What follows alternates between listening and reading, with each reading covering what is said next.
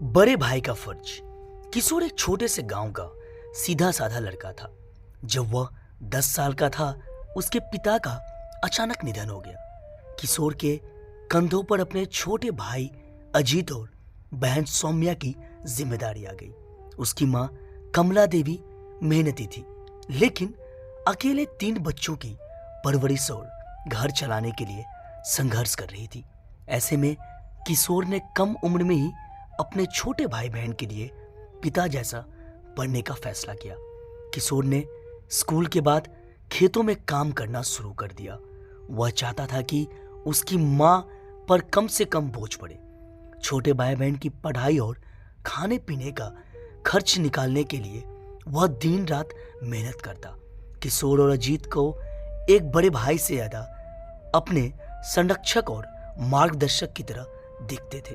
किशोर पढ़ाई में अच्छा था और उसके शिक्षक उसे हमेशा आगे बढ़ने के लिए प्रेरित करते थे, लेकिन परिवार की स्थितियों को देखकर उसने अपनी पढ़ाई बीच में ही छोड़ दी। उसने अपनी माँ से कहा, माँ, अब मैं स्कूल नहीं जाऊंगा।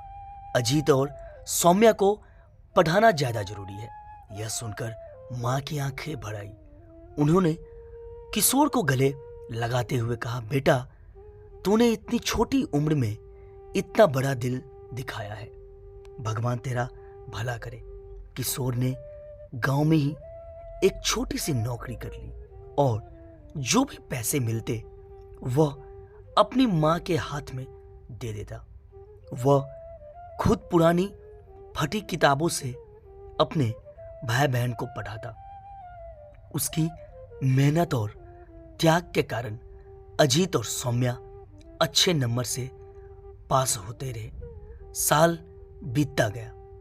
अजीत ने कॉलेज में दाखिला ले लिया और सौम्या ने नर्सिंग का कोर्स शुरू किया।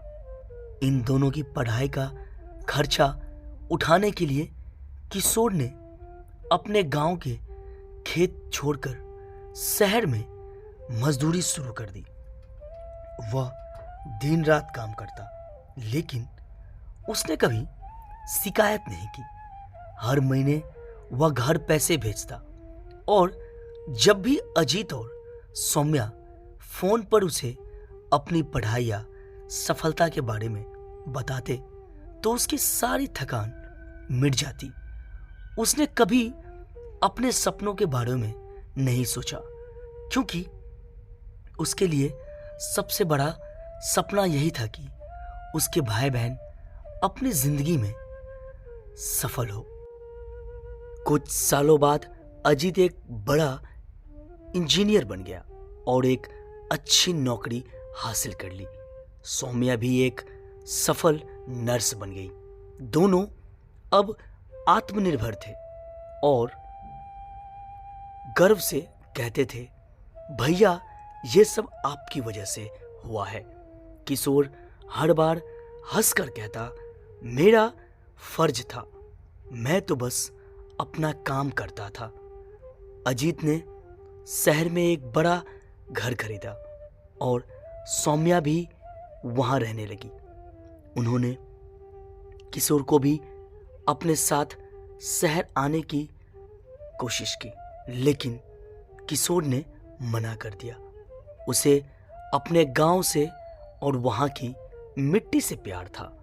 उसने सोचा कि अब जब उसका काम खत्म हो गया है तो वह गांव में अपने छोटे से खेत और घर में रहकर चैन की जिंदगी बिताएगा।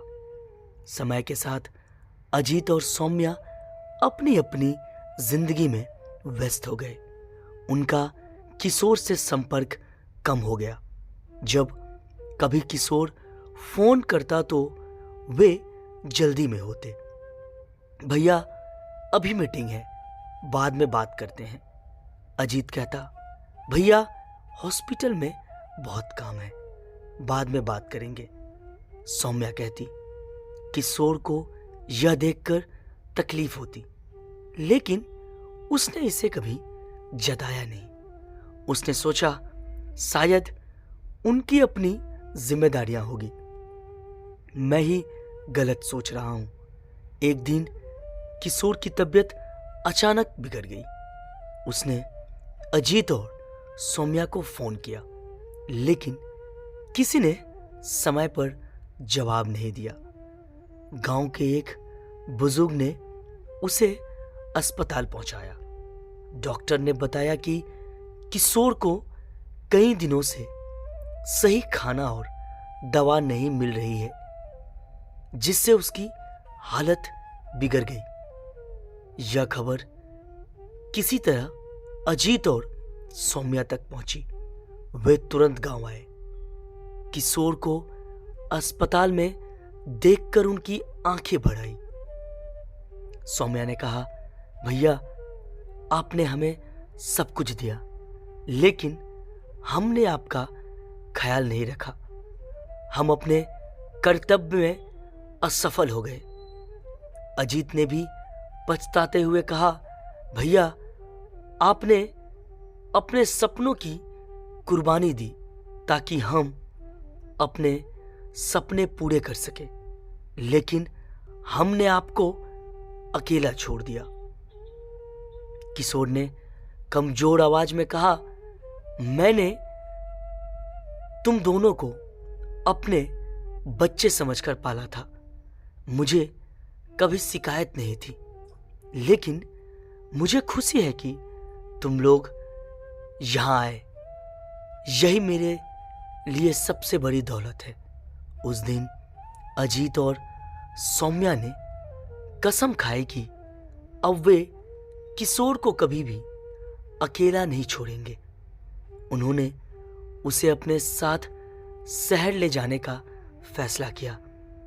किशोर ने पहले मना किया, लेकिन अजीत ने कहा, भैया, अब हमारी बारी है।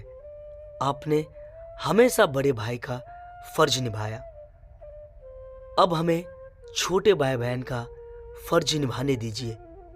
सौम्या ने भी कहा, भैया, आप ही हमारे जीवन की नींव है।